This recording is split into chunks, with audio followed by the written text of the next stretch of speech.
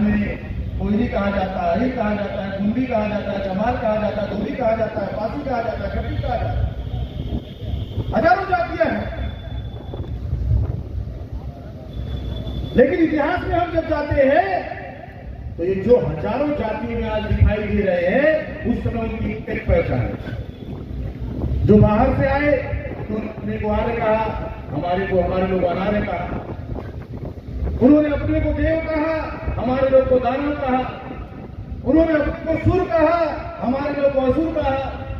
उन्होंने अपने को देवता कहा, हमारे लोग को राक्षस कहा। उन्होंने अपने को ब्राह्मण क्षत्रिय वैश्य कहा और हमारे लोग को शूद्र कहा। और आज कितनी जातियों में बात है, ये मैं जो बता रहा हूं, ये लंबा संघर्ष है इतिहास का कि किस तरीके से हमको बांटने का काम किया गया, किस तरीके से तोड़ने का काम किया गया, और तोड़ते तोड़ते आज छोटे छोटे समूहों में विभाजित कर दिया। तो ये लगातार संघर्ष हुआ, और संघर्षों के बाद अगर देखें इस इतिहास में, तो जब वर्ण व्यवस्था थी तो तथागत बुद्ध ने सबसे पहला आंदोलन चलाया। तथागत बुद्ध को जब ज्ञान प्राप्त हुआ, बुद्ध राज परिवार से कोई कमी नहीं थी, लेकिन बुद्ध को एक बात समझ में आई, ये जो दुख है, ये दुख का कारण क्या है, लोग दुखी क्यों है। जब बुद्ध को पहला उपदेश उन्होंने सारनाथ में दिया, उनको बोध ज्ञान प्राप्त हुआ, सारनाथ में उन्होंने पहला उपदेश दिया, तो उन्होंने कहा कि मैंने इस जगत में भ्रमण किया, मुझे कहीं पर भी ऐसी वस्तु या ऐसा प्रमाण नहीं मिला जो यह प्रमाणित करती हो कि इस जगत में ईश्वर नाम की भी कोई वस्तु है। और आगे कहा, इस जगत में सब कुछ नश्वर है, कुछ भी अस्थायी नहीं है। जिसका जन्म हुआ है उसकी मृत्यु निश्चित है, जिसका निर्माण होगा उसका पतन भी होगा। और आगे कहा कि अगर इस जगत में परिवर्तन करना चाहते हो, बदलाव चाहते हो, तो विचार परिवर्तन करने का कार्य करो। यानी हर तरह के परिवर्तन करने का जो कार्य है वो विचार परिवर्तन से होगा। किसी भी तरह का परिवर्तन करना चाहते हैं, बुद्धा ने कोई बंदूक नहीं चलाई, कोई तलवार नहीं चलाई, कोई जिंदाबाद मुर्दाबाद नहीं किया, कोई रैली मोर्चा नहीं किया, केवल एक ही काम किया। क्या किया? ये जो वर्ण व्यवस्था जो गैर बराबरी की थी, जिन्होंने क्या व्यवस्था बनाई थी कि हमारे लोगों को शिक्षा का अधिकार नहीं होगा, हमारे लोगों को सब चलाने का अधिकार नहीं होगा, हमारे लोगों को रोजी रोजगार व्यापार करने का अधिकार नहीं होगा। ये व्यवस्था किसने बनाई थी? इस देश में जिनको वर्तमान में जो कहते हैं, आप कक्षा 6वीं किताब उठाकर पढ़ो, उसमें लिखा है आर्य कौन है? वर्तमान में जो ब्राह्मण है यही आर्य लिखा हुआ है।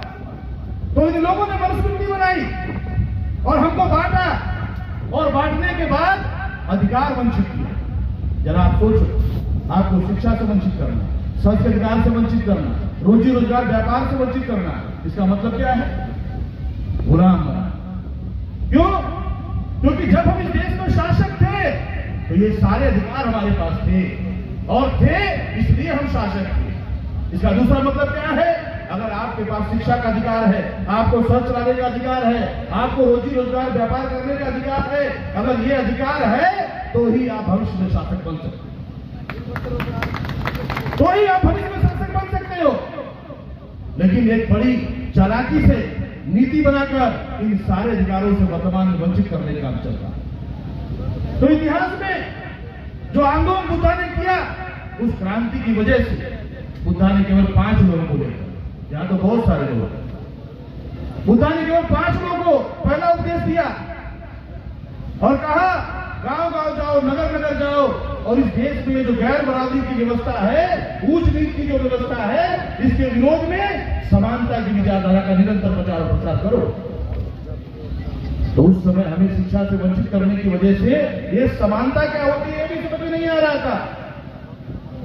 तो बुद्ध ने उनको समझाया, यह सूरज है, यह सूरज सभी को समान प्रकाश देता है, यह चंद्रमा है, यह चंद्रमा सभी को समान सुंदरता देती है, ये हवा है, यह हवा सभी के लिए समान रूप से बहती है, यह वर्षा है, यह वर्षा सभी के सभी पर समान रूप से बरसती है, अगर यह प्रकृति हमारे साथ भेदभाव नहीं करती है, फिर एक इंसान को ऊंच और नीच क्यों कहता है? ये गलत है।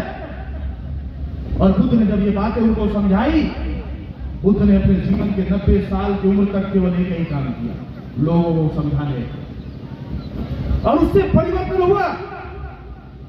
जो लोग गैर बराबरी की व्यवस्था को मानने वाले लोग थे, उसका प्रचार प्रसार करने वाले लोग थे, उस व्यवस्था को मानना ही नहीं बंद कर दिया, बल्कि उनको अपने घरों में, अपने गांवों में, अपने बस्तियों में, अपने मोहल्लों में आने पर ही पाबंदी लगा दी। क्यों लगा दी? उनको मालूम ये हमारी बस्तियों में आएंगे और ये गैर बराबरी की व्यवस्था विचारधारा लेकर आएंगे। उसके परिणाम स्वरूप इस देश में सम्राट अशोक, चंद्रगुप्त मौर्य, राजा वीरेंद्र जैसे राजा निर्माण हुए। सम्राट अशोक विश्व विजेता थे, दुनिया पर राज चलता था। जो खून सम्राट अशोक की रगों में बहता था, वही खून आपकी रगों में भी बह रहा है। लेकिन इन लोगों ने क्या कहा? आप तो अहीर हो, आप तो चमार हो, आप तो धोबी हो, आप तो तमाम जाति हो। तो इस वजह से ये जो जाति व्यवस्था बनाई, उस तरीके से हमको अलग अलग पहचान दे दी। अलग अलग पहचान होने की वजह से हम टुकड़ों में बंट गए, और बांटने की वजह से उनको हमारे ऊपर राज करना आसान हो। हमारे महापुरुषों ने एक बात हमेशा कही, अगर जिंदगी में सफल होना चाहते हो तो सफलता की सबसे पहली सीढ़ी है दोस्त और दुश्मन की पहचान। दोस्त और दुश्मन की पहचान। अगर हमारे लोग, हमें अपने जिंदगी में दोस्त और दुश्मन की पहचान नहीं है, दुश्मन आपके साथ लगा रहेगा और जैसे उसको अवसर मिलेगा दुश्मनी करे, क्योंकि दुश्मन का काम होता है दुश्मनी करना। दुश्मन का काम होता है दुश्मनी करना। दुश्मन का काम अच्छे दिन लाना नहीं होता है। हमारे लोगों ने सोचा अच्छे दिन आने वाले हैं। तो मैं कहना चाहता हूं, किस तरीके से हमारे महापुरुषों ने संघर्ष किया। प्राचीन काल में, मध्यकाल में देखा जाए, संत कबीर, संत तुकाराम, संत नामदेव ने हमारे मुक्ति और आजादी का आंदोलन चलाया।